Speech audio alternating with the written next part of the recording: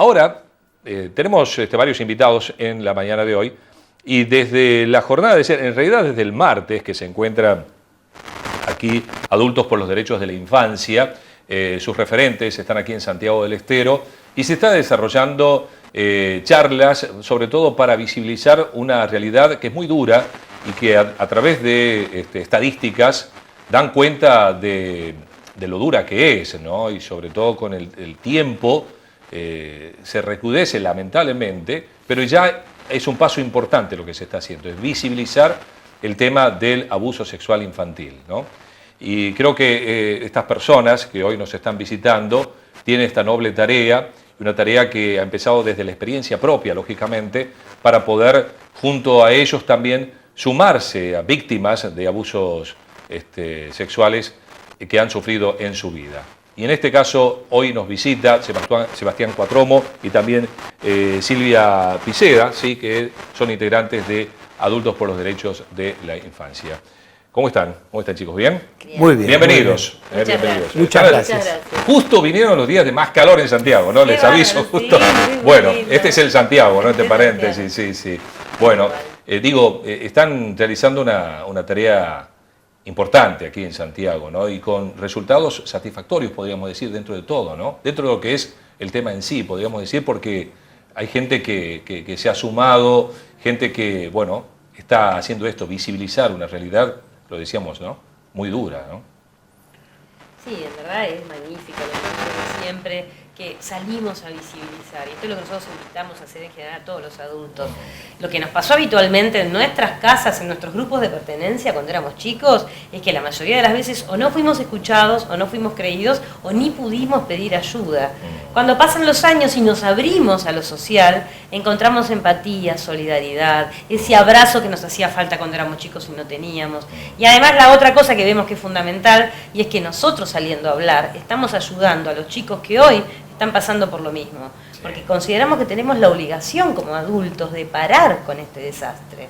Y lo vamos a parar entre los sobrevivientes adultos que estamos y que podemos salir a hablar, y después los adultos que no pasaron por esto, pero que tengan la sensibilidad, la empatía y la responsabilidad de saber que no hay derecho de que un niño o niña sea avasallado, dañado por los seres humanos al que el niño confía, quiere, está esperando del adulto que lo contenga en su vida para crecer sano y libre, y son esos adultos los que te dañan, los que te engañan, los que te abusan. Bueno, eso, los adultos sanos, en verdad, debemos ponernos de acuerdo en ver cómo hacemos para que los agresores no tengan contacto con niños y niñas, y los niños que fueron dañados, ayudarlos para que tengan una vida plena. Eso debe ser una responsabilidad adulta. Ahora, en este tiempo, digo, también es importante destacar que se denuncia más, ¿no? Se ve más estas cuestiones. La justicia, digamos, ya también de alguna manera actúa en forma más inmediata. Épocas anteriores era más complicado de alguna manera, o no se, como bien lo decías, no se animaba mucho a denunciar esto, pero hoy creo que la gente también ya se va animando a esto. Esto ayuda también, ¿no?, a estas cuestiones. Sí, nosotros ahí lo que vemos es que la sociedad está hablando. Nosotros los sobrevivientes adultos en todo el mundo ves que salen todos los movimientos de Estados Unidos del Me Too y demás, ves que los sobrevivientes adultos de abuso salimos a decir acá estamos. La gran distancia todavía es cuando vos vas con un niño o niña al Poder Judicial y decís, sospecho, lo vi, me enteré, el niño o niña me dijo que está siendo abusado por ejemplo, su padre, su progenitor. Ahí tenés el gran problema a nivel del Poder Judicial, que lo que tratan de demostrar es que las denuncias son falsas. Y esto pasa en todo el país, o sea, son excepciones los juzgados que conocen de abuso sexual, que estudian el tema de abuso sexual y que tienen la convicción de defender al niño o niña. Son contados con las manos, es una cosa, yo digo que es un escándalo lo que está pasando, porque a nivel intrafamiliar, lo que sucede con esto es que terminan entregándole los niños a los abusadores. O sea, el gran castigo que es para el adulto protector, que la mayoría de las veces son madres, pero que también hay padres, hay abuelos, que se han dado cuenta del abuso y van a pedir ayuda a la justicia, es que te encontrás con que terminan entregando al niño, o tenés continuamente la amenaza de que el niño o niña sea entregado al agresor. Esto es lo que yo llamo escándalo, porque debiera ser, ¿viste?, algo que tendríamos que estar todos realmente con una situación de real alerta, alarma y rechazo a lo que está sucediendo. Y esto pasa, y es una paradoja, mucha visibilización o cada vez más, hablamos del tema, pero a nivel del Poder Judicial esto no se ve con tomas de conciencia por parte del Poder Judicial, con la responsabilidad que tienen de impartir justicia. Y ahí hay una gran falta todavía. Hay un término que recién usaban, sobrevivientes, ¿no? Es fuerte esto, Seba.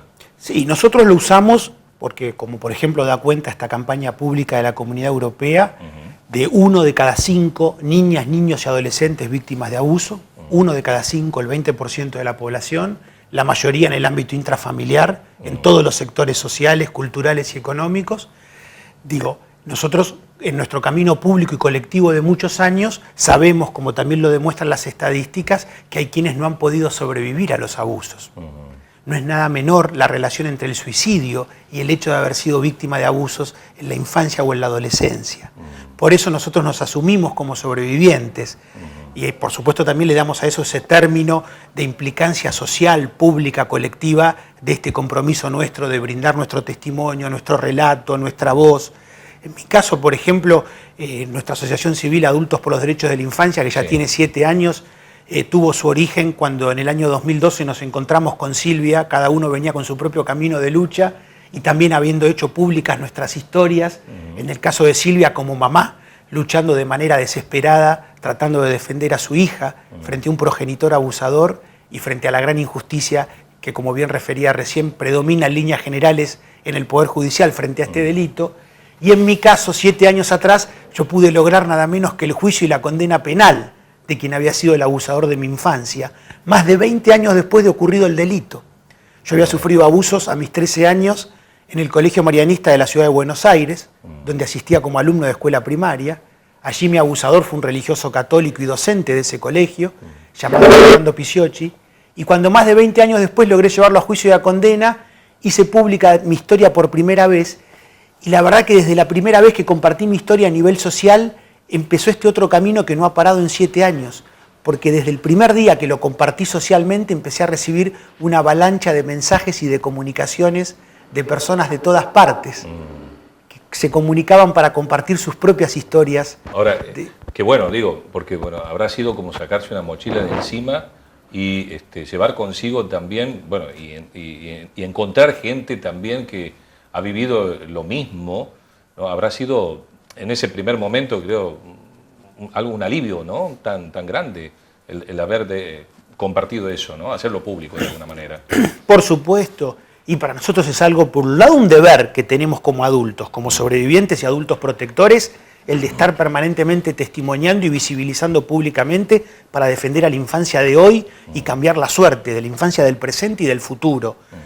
Y al mismo tiempo, por supuesto, es maravilloso ver que la historia nuestra todo el tiempo le está sirviendo a los demás, todo el tiempo le está sirviendo a muchísimas personas que al escucharnos, al vernos, al conocernos, aquí en Santiago afortunadamente nos pasa como en todos lados, sienten que pueden empezar a compartir sus historias de haber sido víctimas de abusos, o pueden compartir y dejar de estar solas y solos en sus luchas tratando de defender y acompañar a niñas y niños víctimas.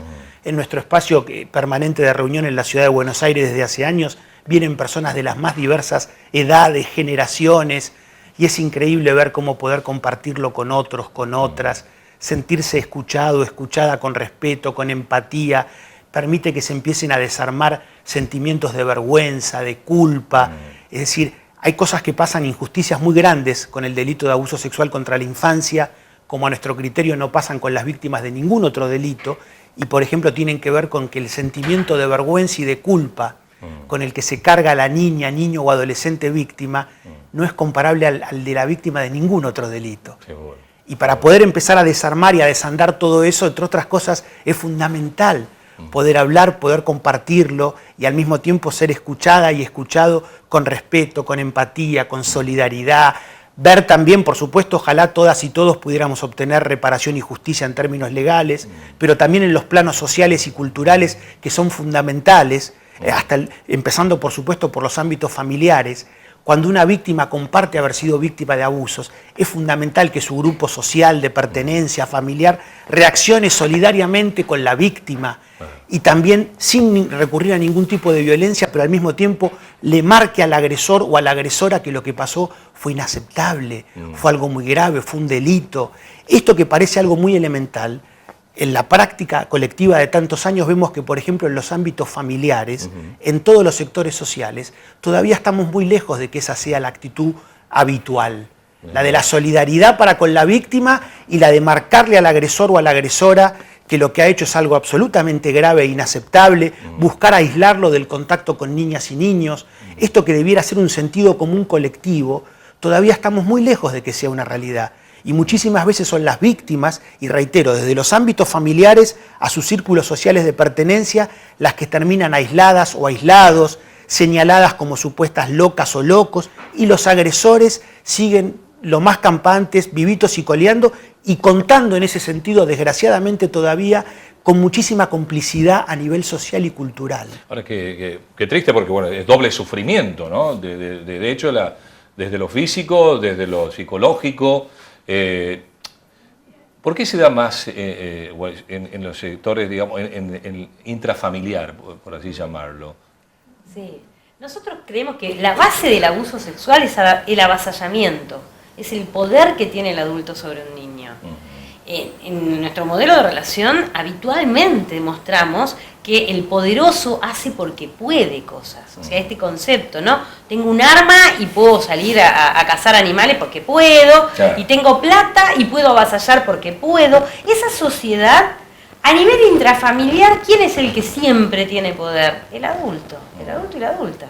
Entonces, el niño, en un modelo de relación así, los niños siempre van a ser dañados. Porque si ese modelo de relación lo llevamos intrafamiliarmente, la mujer puede ser golpeada por el varón, esa mujer también puede golpear y abusar de sus hijos. Los niños son los más vulnerables en nuestra cadena de relación, son los más vulnerables de todos. Y por eso para nosotros los abusos se dan intrafamiliarmente, habitualmente, porque es el modo que se tiene el modo de relación de avasallamiento y de mostrar el poder hacia adentro de la casa es hacia los niños.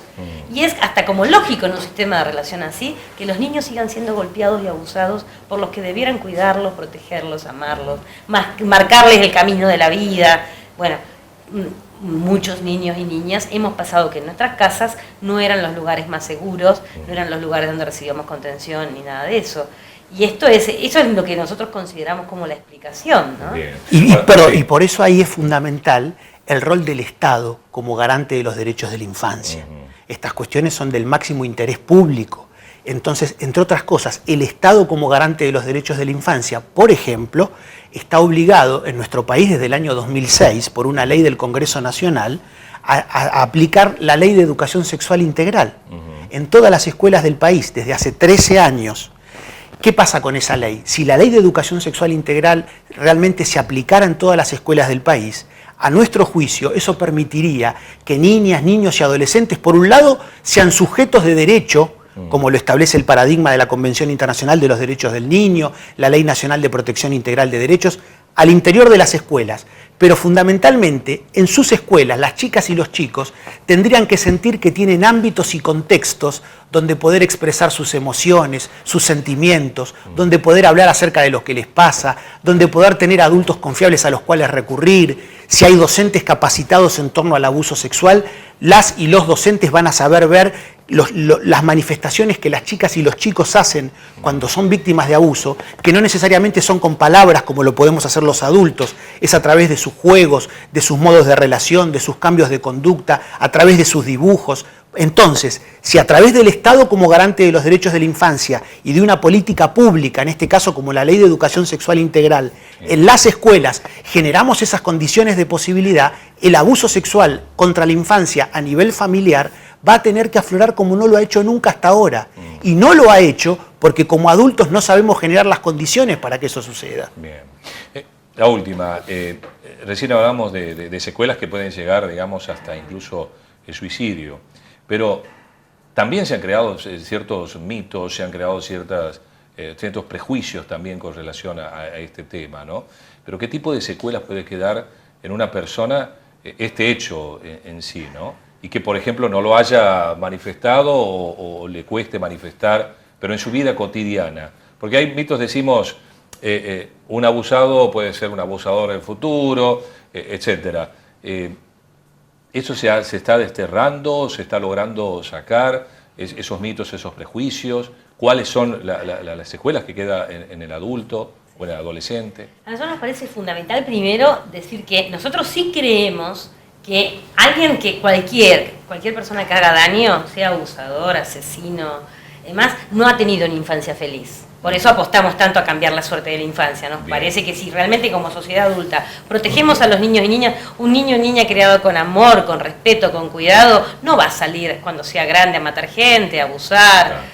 O sea, cambiaría el mundo realmente, ¿no? Eso creemos fundamentalmente. Eso no significa que todo dañado o herido en la infancia va a salir dañando, siendo abusador y demás. O sea, la mayoría de los que hemos sido dañados en la infancia, en verdad somos personas sufrientes, no dañamos a nadie. La que primero dañamos es a nosotros mismos. O sea, básicamente lo que nosotros vemos, nosotros hacemos grupo de pares todos los sábados desde hace 7 años. O sea, hemos visto cientos de compañeros, nuestras propias historias, en donde golpea muchísimo el abuso es en la confianza. Vos pensás que eras muy niño o niña y las personas de tu confianza, vos pensás que más o menos el 85 al 90% de todos los abusados fuimos abusados por personas que conocíamos. Por eso los niños y niñas son abusados por los curas, por los docentes, por médicos, por el vecino, por el tío, y después vienen todos los incestuosos, que encima el que te abusó es tu papá, tu abuelo, tu tío, tu hermano. O sea, imagínate que después que te pasó algo así, es muy difícil confiar, porque te rompieron, utilizaron tu espontaneidad, tus ganas de ser amado, tu relación para abusarte. O sea, y después hay múltiples síntomas físicos, muchísimas enfermedades, muchísimas cosas. Y después el tema que tiene que ver con lo relacional, el no poder tener parejas, el no poder tener vínculos, el tener posturas adictivas, ¿sí? Ya sea adictivas con sustancias o adictivas con personas. O sea, hay múltiples síntomas que hacemos durante toda nuestra vida, que por eso nosotros decimos que muchas veces hemos hablado más por los síntomas que contando el abuso.